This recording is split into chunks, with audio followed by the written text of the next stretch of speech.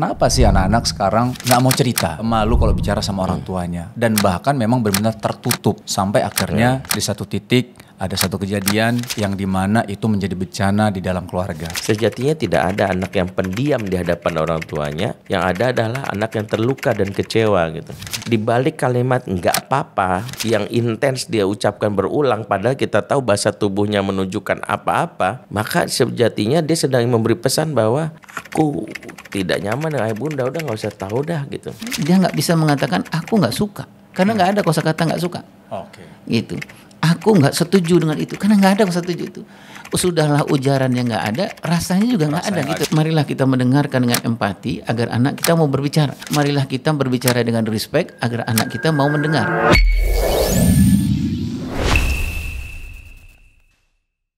Bismillahirrahmanirrahim. Assalamualaikum warahmatullahi wabarakatuh. Alhamdulillah, teman-teman semua ayah bunda, seperti biasa ini ada Ayah Irwan di sini, ada Ustadz Bendri di sini, dan kita akan membahas tentang satu isu yang memang pernah dialami dan mungkin saat ini dialami oleh orang tua.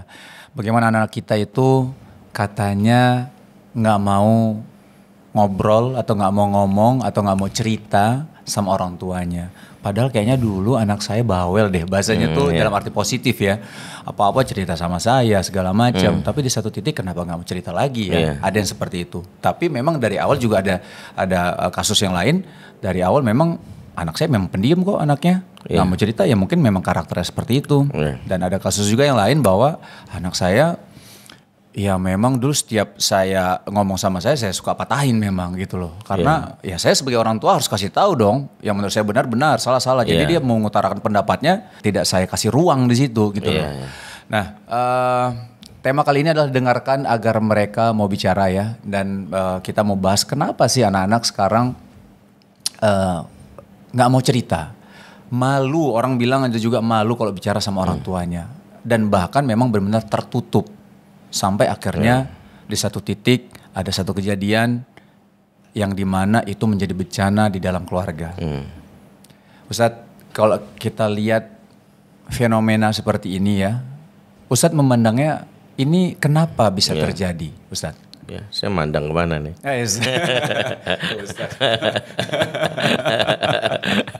Tergantung pandangan nih kita harus menundukkan pandangan. Kan lagi Poin pertama tentang isu tentang anak tak mau bicara, memang banyak indikator dan banyak faktor ya. Artinya kan yang jadi masalah itu adalah kalau kita memandang ini dengan konsep pembelaan diri bahwa ya memang dasarnya anaknya pendiam gitu ya. Tapi yang kita khawatirkan kalau di balik pendiam ini sebenarnya dia menyimpan rasa ketidaknyamanan, bahkan merasa apa yang menjadi kekesalan hati itu tidak bisa tersampaikan. Ini kan problem yang larinya nanti ke bagaimana perilaku anak di luar rumah gitu ya. Kenyamanan yang gak diperoleh di dalam rumah berujung kepada peluang pihak luar untuk menawarkan apa yang membuat anak itu nyaman. Nah, ini yang kita khawatirkan. Maka kalau saya memandangnya bahwa satu, memang ada anak yang memang memiliki sifat untuk tidak bercerita. Dalam pengertian tidak bercerita itu dia justru bagian dari cara dia untuk menyelesaikan masalah. Saya gini, nggak usah lah cerita, saya merasa bisa gitu. Nah, anak yang seperti ini bisa jadi muncul dari kesadaran untuk dilatih sejak dini untuk mandiri menyelesaikan. Ya, tapi akan menjadi sebuah masalah kalau ketika dia tidak bercerita itu terkonfirmasi dengan perilaku-perilaku lain yang menunjukkan sebenarnya ada masalah relationship dengan orang tua. Contoh, bukan sekedar dia nggak mau cerita, tapi dia cenderung misalnya malas berduaan dengan orang tua. Misalnya temenin mama mau nggak? Malas gitu. Atau dia cenderung menghindari kontak mata misalnya. Mata, ketika mata udah nggak, kalau memandang melihat sisi lain gitu, itu berarti ini bukan sekadar isu bahwa anak tidak mau bercerita sebatas karena dia merasa mampu menyelesaikannya, tapi ada isu yang terkait dengan rasa tidak nyaman yang bisa jadi terakumulasi akibat pola komunikasi yang tidak baik atau tidak patut yang diperoleh waktu kecil. Kalau tadi contohkan nama Mas Wisnu tentang poin-poin di mana orang tua yang cenderung menyerang, ya, cenderung menyalahkan, mematahkan, bahkan cenderung menolak perasaan. Misalkan kita cerita, "Mama, aku takut." Gitu aja takut kamu. Gitu. Ketika anak sudah merasa perasaannya ditolak, maka dia tahu bahwa dia tidak diterima secara utuh oleh orang tuanya gitu, dan itu yang membuat dalam beberapa kasus anak cenderung menutup diri, terutama mengeksplorasi perasaan-perasaannya. Nah, itulah mengapa salah satu hal yang penting kita evaluasi, mengapa ketika kita tahu ada isu yang terkait dengan ketertutupan anak, yang kadang-kadang orang tua membahasakannya sebagai ya mau gimana lagi, pendiam. Saya termasuk orang yang meyakini begini, Mas Wisnu. Sejatinya tidak ada anak yang pendiam di hadapan orang tuanya.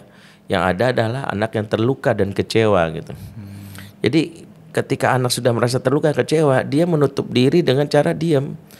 Di balik kalimat enggak apa-apa yang intens dia ucapkan berulang, padahal kita tahu bahasa tubuhnya menunjukkan apa-apa, maka sejatinya dia sedang memberi pesan bahwa aku tidak nyaman dengan ayah bunda, udah nggak usah tahu dah gitu.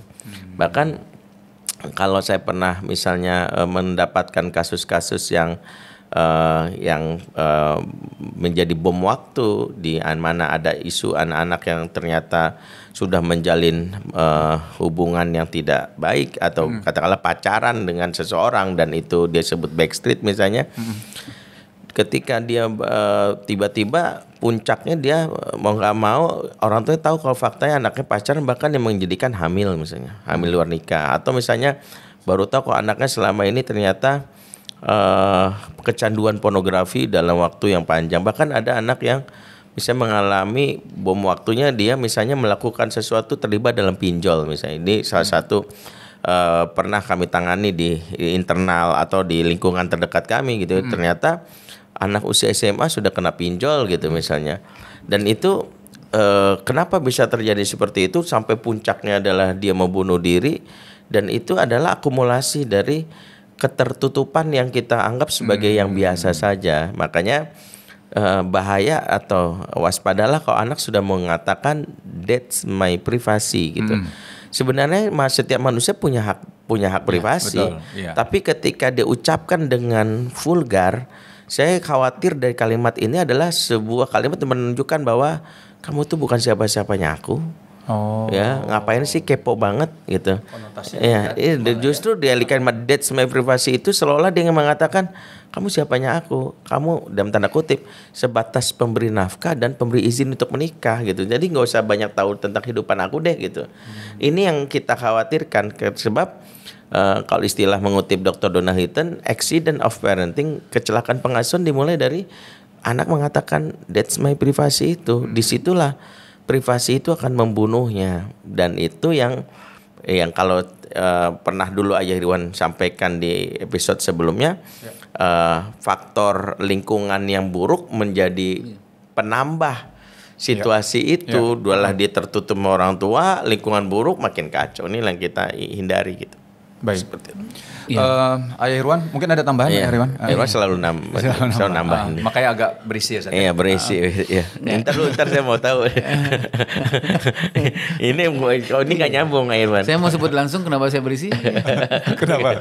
Baru minum susu etawa. Oh gitu. Etawa nih,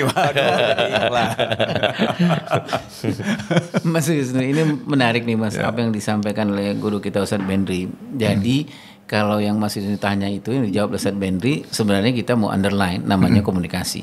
Komunikasi itu bahan bakar Mas. Komunikasi itu oli di dalam pengasuhan. Itulah sebabnya kenapa Allah Subhanahu wa taala begitu mementingkan menyebut komunikasi berkali-kali gitu Mas ya di dalam Al-Qur'an. Jadi ada beberapa hal yang harus kita landasi dulu nih Mas kalau kita bicara komunikasi. Yang pertama, komunikasi itu selalu berkaitan dengan koneksi. Jadi Mas Wisnu ngomong dengan istri, kalau berkomunikasi dengan baik berarti terkoneksi dengan baik. Nah, pengertiannya adalah kalau komunikasi dalam Tarbiyatul Aulad itu, komunikasi sampai kita koneksi itu hadiah dari Allah. Itu dari Allah. Artinya apa? Kalau kita berbicara komunikasi pengasuhan kepada anak, yang perlu kita jaga pertama keberkahan, Mas. Keberkahan gitu. Keberkahan misalnya kita ngomong dengan pasangan, ngomong dengan anak. Kalau kita pengen berkah ngomong dengan pasangan, dengan anak, nah, cari keberkahan mulut kita, alat komunikasi kita ini. Kalau baca sering zikir, baca Al-Quran dan lain-lain, Allah tidak cabut keberkahan itu dari mulut kita. Allah akan bantu kita untuk mengkoneksikan itu dengan anak, dengan istri-istri kita. Banyak sekali, Mas, ibu bapak kita zaman dahulu yang tidak mengerti soal teori komunikasi, tetapi bibirnya basah dengan zikir, basah dengan salawat, luar biasa, nggak ada yang tertutup anaknya kepada dia, gitu ya. Dari kampung-kampung itu, Mas, nggak ada, Mas, banyak persoalan dalam kehidupan, terbuka ke ibunya, terbuka ke emaknya, terbuka ke bapaknya. Karena apa? Karena satu itu, Mas, komunikasi itu selalu berkaitan dengan keberkahan, gitu loh, Mas. Guru yang baik itu, kata Ustadz Fatihakan, adalah guru yang membasahkan bibir dan lidahnya itu dengan zikir dan dengan tilawah Al-Quran. Jadi teaching skill itu nomor kesekian, gitu. Parenting skill nomor kesekian, gitu. Ini sudah dibuktikan nih, Mas ya. Sudah dibuktikan. Jadi sebenarnya koneksi, kalau kita bicara gimana sih, sekarang banyak banget komunikasi itu, Mas ya. Ada komunikasi efektif, apalagi komunikasi banyak banget gitu. Tapi intinya sebenarnya itu, Mas. Intinya sebenarnya itu. Jadi komunikasi itu tidak sulit sebenarnya. Komunikasi itu intinya adalah dekatkan diri dengan Allah. Semua alat-alat komunikasi yang miliknya Allah punya kita dan pula anak kita, punya pasangan kita, jaga keberkahannya, cek keberkahannya. Allah masih ada kan, atau Allah masih cabut keberkahannya gitu. Misalnya ngomong dengan anak remaja gitu ya. Kita sering berzikir, sering tilawah. Anak kita hatinya nggak sering dibasahi dengan itu.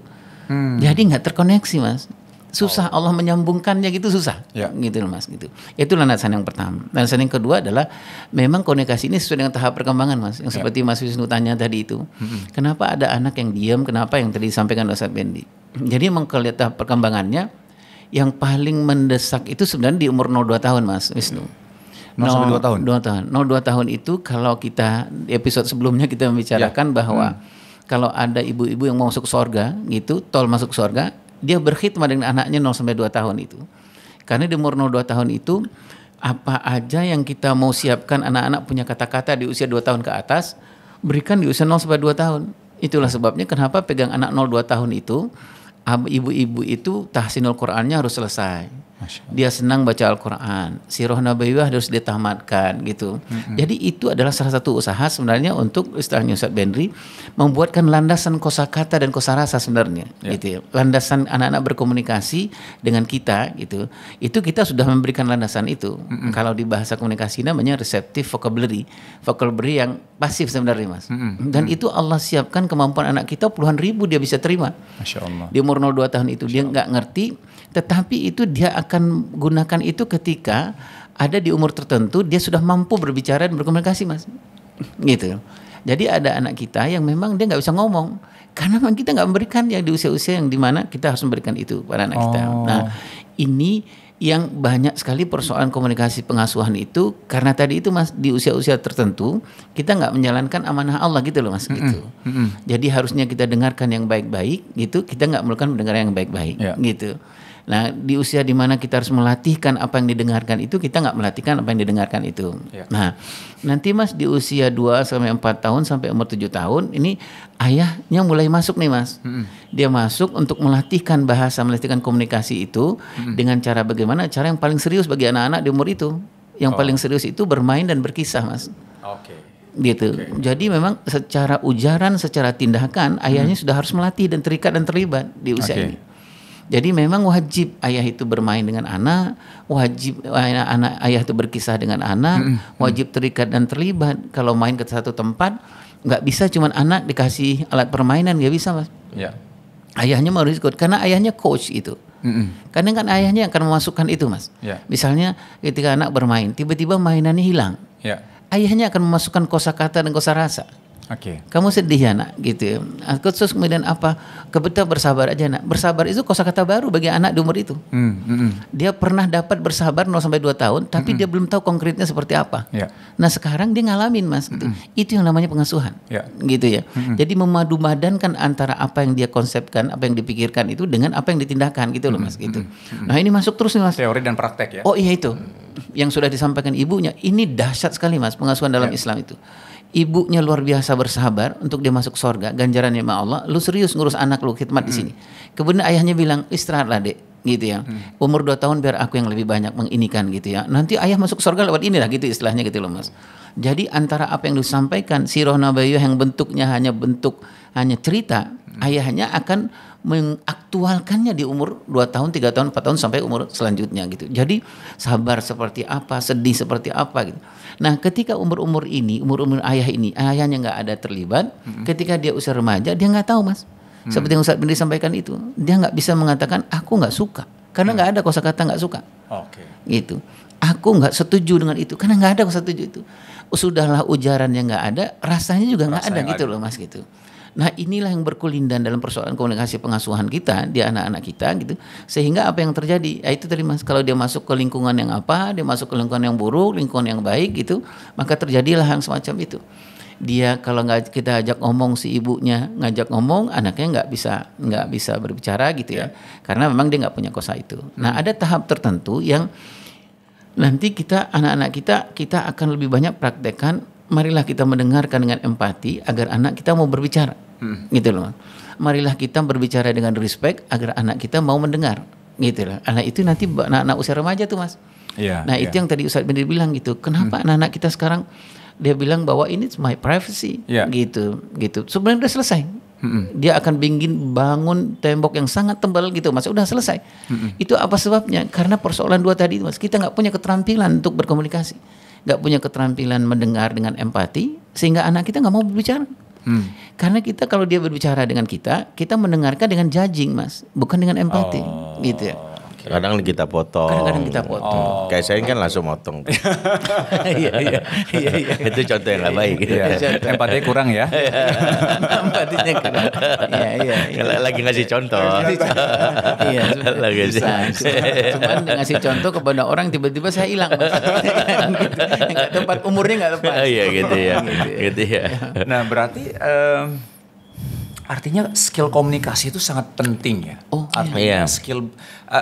Saya masih ingat tuh waktu saya Bendri sampaikan di beberapa konten-konten antum Ustaz ya, di IG antum itu menyampaikan bagaimana ayah itu harus punya skill berkisah. Iya betul. Dan ini Ana sering banget sampaikan Zat kepada para ayah-ayah ketika misal kita sharing segala macam, Ana sampaikan bahwa kita tuh harus punya skill berkisah. Terus kalau ada pertanyaan, tapi ini berdasarkan yang Ana lihat ya Zat ya, berdasarkan Ana dengar antum, kalau yang pendiam kayak gimana? Ya berarti harus dilatih skillnya. Sama aja kayak misalnya kita nikah. Ketika nikah kita punya masalah soal ego misalnya, ya kan? Ini kan salah satu penyakit hati. Betul. Terus jangan sampai ketika kita sudah nikah kita bilang sama pasangan kita, ya kamu harus terima aku apa adanya. Loh, sekarang harusnya dibalik bahwa kalau kamu cinta sama aku dan cinta kita terus sampai janahnya nanti, berarti kita harus memperbaiki diri kita. Harus kita latih ego kita nih, jangan sampai seperti dulu gitu loh. Kayaknya next episode saya di situ. Ini kan karena anak nonton. Enggak, bukan. Bagus ya. Iya. Kita berdua di situ. Enggak, itu kan di suasana. Ada skripsi itu kayak gitu sama dosen. Jadi gini sih Mas Wisnu. Sebenarnya komunikasi yang paling utama itu dalam pengasuhan adalah bahasa tubuh. Bahasa tubuh. Bahasa tubuh sebenarnya. Jadi Rasulullah emotional support Rasulullah atau Rasulullah berkomunikasi itu bahasa tubuh lebih dulu. Dan anak-anak itu lebih melihat bahasa tubuh lebih dahulu daripada bahasa ujaran sebenarnya. Gitu bahasa tubuh dulu baru bahasa tubuh. Nah, yang jadi persoalan adalah kita memang tidak terlatih dengan bahasa tubuh, Mas. Jadi keperpihakan kita itu tidak kita lihatkan dengan bahasa tubuh. Anak-anak melihat pertama komunikasi dengan orang tua adalah bahasa tubuh. Apa gestur, mimik, itu semuanya bahasa tubuh. Semua yang seperti Mas Vinu lakukanlah sebelum-sebelumnya itu. Kenapa Mas Vinu disebut menjadi seorang pemain sinetron yang bagus itu kan awal bahasa tubuh sebenarnya. TV Award 3 kali. Ini apa sih sebenarnya? Jadi bahasa tubuh sebenarnya itu yang harus dilatih sebenarnya kepada bapak-bapak dan kepada ibu. Bahasa tubuh itu sebenarnya dan memang harus dilatih berarti ya. Tapi kembali kalau ke isu yang tadi, memang kan 2 persan Quran tentang perbaikan masalah anak itu kan, 1 falyattaqullah, bertakwa kepada Allah. Jadi apa yang Ayah Hirwan sampaikan sangat relate. Artinya jangan dulu memandang teknis dulu. Jadi ayah-ayah tadi yang punya isu saya pendiam, Ya. maka imbangi bahkan mulai dengan kesadaran spiritual yang tinggi gitu. Udah diam ibadahnya mentok, aduh bahaya banget. Iya. Karena ayah-ayah zaman dahulu itu profil ayah pendiam itu kan ada Banyak yang juga ya. bukan hanya kulkas gitu, saking dinginnya Saking itu. dinginnya. Tapi Allah menjadikan justru rasa diam itu tertutupi dengan Ibadah ya Ustaz ya? ibadah yang membuat anak terkoneksi, karena provider terbaik yang nggak akan pernah putus itu adalah langsung dari Allah gitu. Makanya kalau kita memandangnya yang Ayah Irwan bilang skill doang kita latih itu nomor sekian. Ya nomor 6 lah, 1 sampai 5 kan Pancasila gitu ya. Gitu. Nah kalau kita hanya bilang bahwa cuma skillnya yang kita latih itu bahaya. Makanya selalu pesan-pesan Quran itu selalu dimulai dengan ketakwaan dulu. Baru yang kedua kata Allah waliyaqulu qaulan sadida. Ucapkanlah komunikasi kata-kata yang baik, kata-kata yang patut. Jadi Quran itu merangkum semua teori-teori tentang parenting itu kalau diperes gitu. Cuman 2 sebenarnya yang kita harus perbaiki ke orang tua. Perbaiki hubunganmu dengan Allah, perbaiki cara komunikasimu kepada anak, selesai. Ketika kita bagus kepada Allah dan cara ngomong sama anak baik, itu sudah mampu menjadikan kita membuat anak, poinnya adalah koneksi yang kuat. Kan dua hal yang tadi disebutkan itu kan sebenarnya tujuannya satu, menjalin koneksi. Kenapa? Karena ketika kita dekat sama Allah, Allah juga yang sambung koneksi kita kepada anak kita, pada pasangan kita. Seperti Ibrahim yang jarang ketemu tapi spiritualitasnya tinggi. Nah ketika kita ngomong sama anak juga, ketika omongan atau pembicaraan ini ada sesuatu yang patut berdasarkan usia tumbuh kembangnya. Kita tahu misalnya ya Ayerwan menulis buku anakologi misalnya, itu kan buku yang mengajarkan tentang di umur-umur tahapan tertentu ada masa ketika kita harus atraktif. Kita harus gitu, karena Nabi sendiri ketika sama cucunya dia menunjukkan bagaimana berbawa komunikasi itu sambil menjulurkan lidah gitu. Dan itu kan Nabi lakukan kepada anak usia dini. Nabi nggak lakukan itu kepada Umar gitu. Nabi nggak mungkin karena udah tahu nggak cocok gitu ya. Dan itu Nabi mau mengajarkan. Maka jangan sampai misalnya antum punya anak misalnya umur misalnya siapa yang desa itu udah tahu misalnya di luar kota, antum komunikasinya assalamualaikum warahmatullahi wabarakatuh langsung ditutup. Kok tutupnya tadi Abu Baidah gitu, dipikir Abu Baidah kejenggot dan mirip tinggal pakai itu kan. Karena kan antum lupa bahwa yang dibutuhkan desa itu ayah yang assalamualaikum, tutup matanya, ayo siapa ini siapa Abi ya, bos yang benar gitu. Jadi gestur perubahan suara. Nah jangan lakukan itu nanti ketika Adam sudah berumur 12 tahun. Karena dia akan bilang, ih cicu banget sih, apa sih Abi gitu. Ilfil malah ada tuh tahapan tuh kita pelajari gitu. Makanya kenapa poinnya di situ. Nah kalau tadi Ayurwan bilang bahwa kalau anak sudah nyaman, terpenuhi kebutuhan. Tadi kan 0 sampai 2 tahun misalnya dia dapat tuh kosakata, kosarasa. Nah itu kan yang Ayurwan bilang, kalau nanti anak kita nggak mau ngomong, bisa jadi isunya kan bukan sekedar nggak mau, tapi emang nggak bisa karena nggak punya kosakata. Biasanya dia nggak tahu cara mengungkapkan perasaan karena dulu waktu kecil kayaknya bapak nggak ini aku rasain apa ya gitu. Jadi yang dia bisa tahu adalah ya baik. Karena tidak terlatih mengatakan gini, papa tuh senang banget tahu nggak bertemu kamu, papa rindu banget. Papa itu bela-belain walaupun dalam keadaan capek. Pokoknya papa gimana caranya bisa melihat kamu sebelum tidur. Kalimat itu kalau direkam itu akan masuk mengajarkan itu disebut kosakata papa rindu. Kosakata dan kosarasanya. Iya. Masalahnya adalah dia nggak punya itu. Nah kalau tadi ada orang tua bilang saya kan punya pendiam, nah, bisa jadi dia isunya di masa kecilnya juga gitu. Oh, kita harus lihat itu juga ya. Iya, misalnya Atau gimana? dia sakit gigi. Iya kalau itu sakit, tapi kalau sakit gigi nggak diam juga biasanya, merintih. Iya. Agak berisik. Iya, agak berisik dan itu ya. Apa iklannya masuk harusnya kayak gini? Jangan, Zat. Jangan. Ada sebenarnya. Ada ya, tapi jangan ya, terlalu banyak ya. Khawatir antum kebebanan kita bawa pulang gitu Iya, kan. makanya. Nanti cekin nanti di sana. Tapi ini Masya Allah ya, Ana jadi ini soal Ini menarik nih, ada hal teknis tapi ada hal yang lebih penting soal spiritual ini nih. Bagaimana tingkatan paling atasnya spiritual itu Zat ya, poinnya Anda pernah dengar satu kisah ulama ketika anaknya itu bertanya kepada ayahnya gitu, ayah kenapa sih engkau sangat taat beribadah kepada Allah gitu, aku lihat kau benar-benar rajin sekali untuk sholat, beribadah dan lain-lain. Ya anakku, aku seperti ini karena aku ingin Allah menjaga dirimu dengan ibadah yang aku lakukan terus-menerus ini. Nah itu gitu. kisah Said Al-Musayyab kan. Said Al-Musayyab ya Ustaz ya. Dia kan sampai mengatakan, bahkan ketika dia tahajud, dia mengatakan li ajlika ya ibni, li ajlika, disebabkan engkau wahai anak, engkau anakku. Jadi dia menyadari bahwa kan gini, kalau konsepnya adalah semakin bertambahnya pohon harus bertambah kuatnya akar. Bertambahnya lahan, bertambah tingginya, maksudnya tingginya dahan, aku harus ditopang dengan akar yang kuat. Saat kita jomblo, katakanlah kita belum jadi pohon yang tinggi, baru tumbuh. Makanya akarnya mungkin nggak begitu kuat, nggak akan tumbang.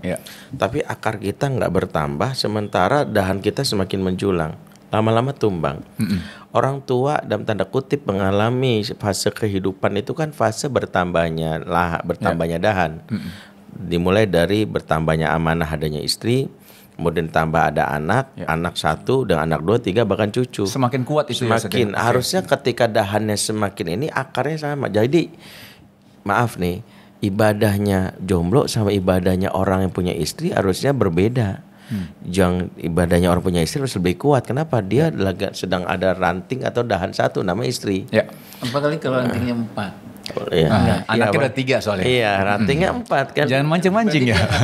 Iya, kalau pohon rantingnya 4. Tapi pohon rantingnya nggak harus 4. Lanjut aja saya tahu arah-arah Iwan. Cuman kalau pohon itu rantingnya lebih dari 4. Iya. Dan kita gitu ya. Nah, poinnya di situ ketika dahannya semakin bertambah, jangan sampai akarnya segitu-gitu aja. Dahan beringin, akar toge itu yang tumbang tuh istilahnya. Jadi spiritualitas itu penting sebagai cara bagaimana kita mengkoneksikan. Karena kan begini, pada saat kita tahu bahwa kita nggak bisa, istilah yang pernah Ayah Irwan sampaikan itu, ada situasi di mana kita nggak bisa mengkontrol di luar jangkauan kita. Anak kita keluar rumah itu kan nggak bisa kita kendalikan. Ya, tapi apa yang membuat dia bisa terjaga adalah kedekatan kita sama Allah. Yang kedua, cara kita misalnya menjalin koneksi dalam Islam itu kan itu sangat erat dengan terhubungan dengan Allah. Kalau istilah Quran gini, lau anfaqta ma fil ardi jami'a ma alafta baina qulubihim walakinallaha alafa bainahum. Sumpah kamu mengumpulkan harta di muka bumi untuk menyatukan hati manusia, enggak akan bisa. Allah yang menyatukan. Jadi memang kekuatan spiritual itu penting. Iyalah, semuanya ya Ustaz ya. Semua Allah yang bantu kita, Allah yang mampukan kita ya. Masya Allah. Baik Ayah Irwan sama Ustaz Bendri, ini sebenarnya masih banyak yang perlu kita bahas soal ini karena masalah komunikasi dan skill komunikasi ini termasuk mahal nih Ustaz. Kenapa? Karena sampai ada kelas public speaking, gitu kan, kelas komunikasi. Tapi di satu sisi memang kelas lagi skill mendengarnya juga penting, Ustaz. Karena banyak ini yang kita alami sebagai orang tua tuh kadang-kadang tuh kita tidak punya skill mendengar. Anak mau cerita apa-apa dipotong gitu ya. Nah ini penting banget. Dan sebenarnya apa sih solusinya sebenarnya Ayah Bunda ketika kita punya anak gitu ya, yang sudah memang umurnya di fase dia tidak mau cerita lagi sama kita. Tapi bagi Ayah Bunda juga yang baru memiliki momongan, ini saatnya juga penting buat Ayah Bunda juga untuk mempelajari bagaimana sih agar anak itu bisa berkomunikasi, bercerita dengan baik, menumpahkan perasaannya kepada orang tua. Karena bagaimanapun juga jangan sampai salah mereka cerita kepada siapa. Karena cerita yang terbaik pertama pasti kepada Allah Ta'ala. Tapi setelah itu kan kepada orang tua. Yang paling bahasanya insya Allah gak akan menyakiti anaknya gitu. Ingin yang terbaik buat anaknya. Nah bagaimana sih caranya? tinggal langsung saja nanti ke kelas online, ada kelas online, ada e-course-nya Fatherman juga. Nah, sekarang kita tanya sama Ustadz Bendri, sebenarnya bedanya e-course sama kelas online apa Ustadz Bendri? Iya, jadi kita membagi, ada yang disebut e-course, ada kelas online. E-course itu materi-materi basic yang orang tua kita bekali bagaimana pendidikan anak-anak khususnya dalam kayak koridor Islam. Nah, tapi di luar itu kita pengen orang tua juga kita pandu, kita maintain. Nah, adalah kelas online. Kelas online itu membuat orang tua terhubung dengan narasumber di dalam sebuah grup WhatsApp, ada grup Telegram. Ditambah juga orang tua juga mendapatkan materi baru, materi yang justru substantif yang harus di-skill dikuasai orang tua itu materi komunikasi. Maka di kelas online konsultasi pengasuhan anak itu ada bagaimana orang tua mendapatkan dulu materi dari kami, ada saya, ada Irwan, bahkan ada bintang tamunya Ustadz Faris Beki, ahli siroh. Ada juga Kak Daus sebagai praktisi remaja, praktisi anak-anak. Nah, itu juga mendapatkan materi lengkap, bahkan dapat juga dari almarhum Kak Hilman Almadani, psikolog. Jadi kita masih punya rekaman yang kita boleh publish dari izin keluarganya, dan alhamdulillah bisa ditonton oleh para orang tua. Nah, dampaknya adalah pertama jadi tahu, oh inilah basicnya kalau komunikasi kepada anak. Nah, tinggal nanti maintenance-nya apa? Maintenance-nya adalah pertanyaan-pertanyaan seputar masalah anak. Itu kita fasilitasi di kelas. Di kelas online namanya itu kelas online itu bisa ditanyakan di grup, bisa langsung japri ke admin yang nanti dijawab oleh narsum masing-masing via voice note. Bahkan kita punya sesi question and answer bulanan. Jadi kita punya sesi di Zoom, kita ngumpul setiap Sabtu, nanti mereka tanya jawab gitu aja. Tapi durasinya kita masih makan 1 jam. Dan memang tidak kita record. Jadi memang khusus yang serius dia meluangkan waktu setiap bulan. Jadi biasanya kita lakukan Sabtu atau Ahad pagi ya Irwan ya. Jadi nah itu yang disebut kelas online konsultasi pengasuhan anak. Jadi kelas online konsultasi pengasuhan anak membahas seputar isu pengasuhan anak plus ditambah materi tentang cara komunikasi kepada anak. Tapi ketika masuk kelas online itu harus e-course dulu atau tidak? Enggak ya. Bisa langsung aja masuk kelas online. Ada di Telegram dan ada di grup WhatsApp. Enggak harus ikut e-course-nya. Kalau e-course itu kan materi yang berbeda, materi tentang mendidik anak laki-laki, mendidik perempuan. Kalau e-course ini sudah masuk ke tahapan bagaimana dia memperbaiki komunikasinya. Walaupun nanti paling di e-course ini paling ada yang agak bingung. Oh gimana ya cara mendidik anak laki-laki? Nah itu ada di e-course sebenarnya. Tapi di kelas online itu kita bahas tentang komunikasinya secara teknis. Oh Masya Allah. Jadi udah jelas ya ayah bunda semua ya. Jadi ada kelas online-nya, ada e-course-nya juga. Nah bagi ayah bunda yang mau e-course ya, mau ambil e-course-nya tuh jadi ada beberapa judul ya Ustadz ya. Iya.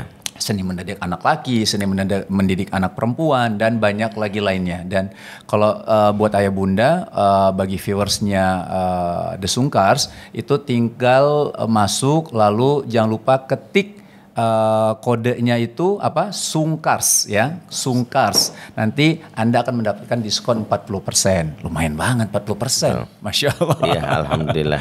Oke, ayah muda itu saja. Terima kasih untuk ayah Irwan dan Ustadz Bendri. Insya Allah kita ketemu di next episode dan semoga bermanfaat untuk kita semua. Barakallahu fikum. Wassalamualaikum warahmatullahi wabarakatuh. Waalaikumsalam warahmatullahi wabarakatuh.